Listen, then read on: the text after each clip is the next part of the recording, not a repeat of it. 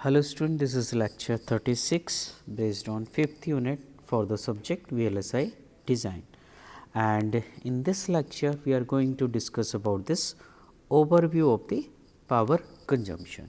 Okay.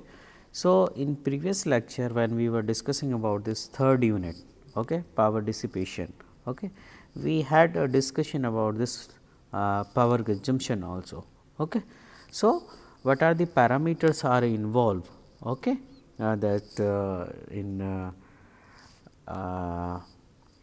power consumption, okay, average power consumption. So, the if I talk about this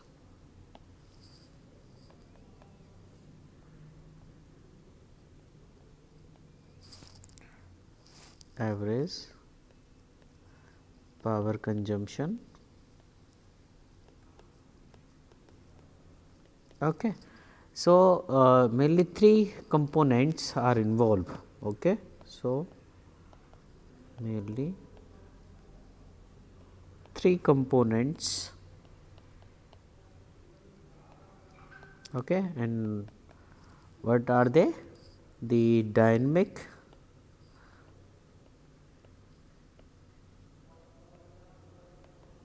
or dynamic is also known as switching.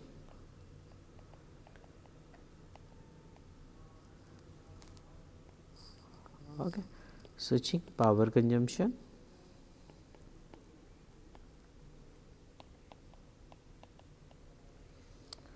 second one is the short circuit power consumption,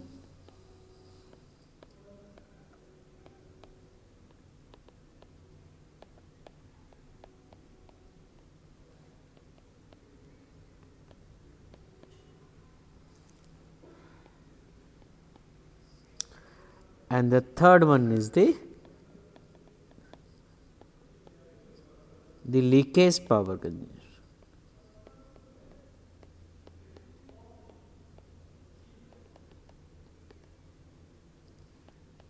Okay. So, these are the three types of consumption are involved. Okay. So, if the system or a chip includes circuit other than conventional CMOS gates, okay, that have continuous current paths between the power supply and the ground. Fourth, static power components should also be considered. Okay. Let us take one example of this switching power dissipation, okay, because that plays the main important role for this power consumption. Okay. So, if I talk about this switching power consumption,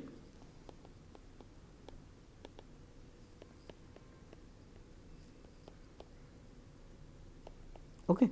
So, basically switching power means when with this output node, okay, is going to into transition, means it is going to 0 to 1 or 1 to 0, okay, or in other word is you can say 0 to VDD or VDD to 0.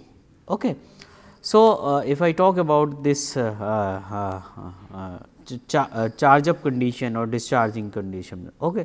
So, charge up phase, whenever I am talking about this charge up phase means we are going to 0 to VDD. So, again you can see over there is switching. Okay. So, if you remember I told you that when we are charging this, we have taken this example of simple CMOS inverter, and we have seen that the half of the this only half of the energy can store when you are going to switch from going to 0 to 1, okay, in the case of inverter, means when we were applying to 0 in inverter, and when we are getting to 1, only half of the energy is stored in that capacitor and half will be lost for this in the case of the pull up network heating. Okay. So, half of the energy dissipate. Okay. So, that is the case of when this consumption is comes. Okay. So, for example, suppose I am taking one example, okay, simple taking one gate over here, okay, because whenever you talk about this consumption, okay, so this capacitor plays very important role. Okay. So, if you have this type of structure, okay, and here one another gate is connected with this one, and here is another gate is connected. Okay. So, these two NAND gate over here. Okay.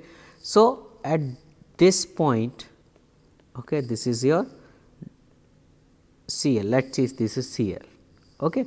Now, if I talk about this type of structure, okay, what happened in this type of structure, when this output is going 0 to 1. Okay. So, in other words, you can say the output node capacitance of this gate consists mainly of the junction parasitic capacitance, which are due to the your drain diffusion, okay, reasons. Okay. And the physical property and the calculation of these capacitance were already we have already did examine these all these type of calculation. Okay.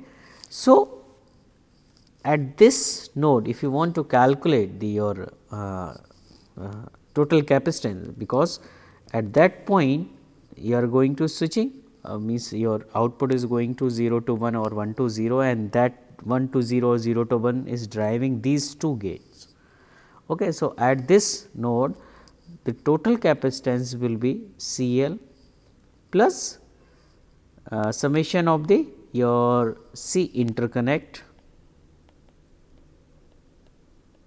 Okay. So, interconnects means these are the wire, okay. These are the wire, okay.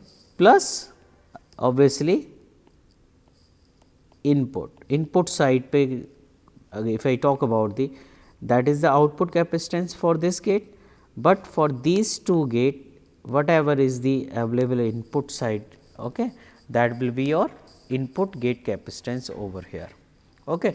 So, if you remember in previous lecture we have been discussed that this P average equal to 1 by T C load VDD square, okay. Or we can write it down, this P average equal to C load VDD square at clock f clock, the frequency of the clock cycle. Okay. So, here when we talk about this we introduce new term over here, that is the P average equal to alpha T C load VDD square f clock. Okay. So, this term is alpha T, here this is known as the node transition factor.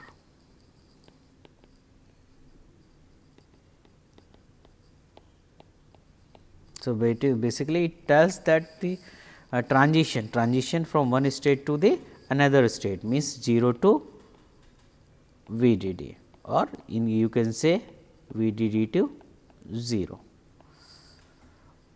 Okay. So, if in general case if you are talking about this switching, okay. So, if you are talking about the switching means 0 to 1, 1 to 1 to 0. So, you can find out that the power dissipation at that time is very high, okay, or only at that time power is dissipation is found out very high. Okay.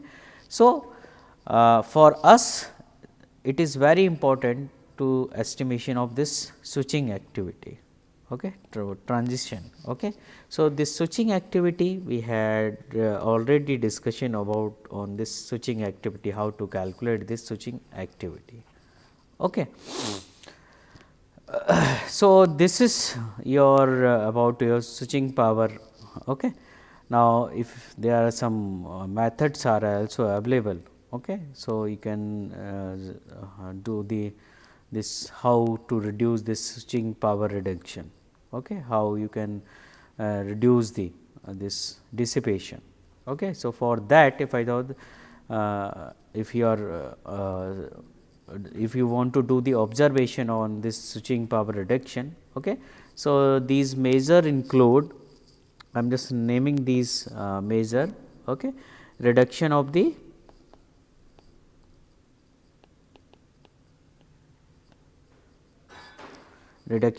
power supply voltage, power supply voltage, that is your VDD. Second one is the reduction of the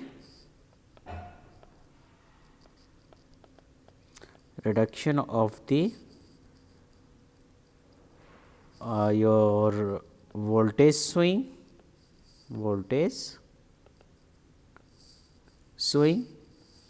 in all nodes, and the third one is the reduction of the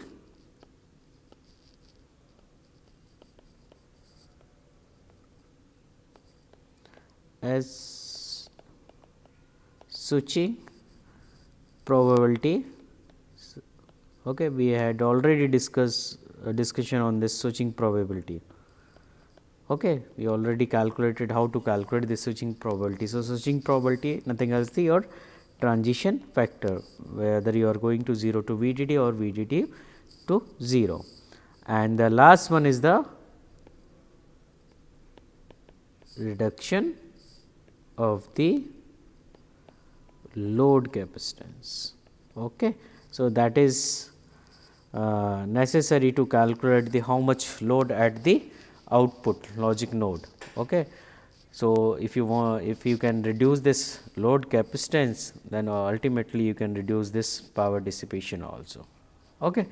So, this is all about your overview of the power consumption. Okay. Or there are some switching there are also these short leakage power consumption and short circuit power consumption. Okay. So, we had already discussion about this type of power consumption.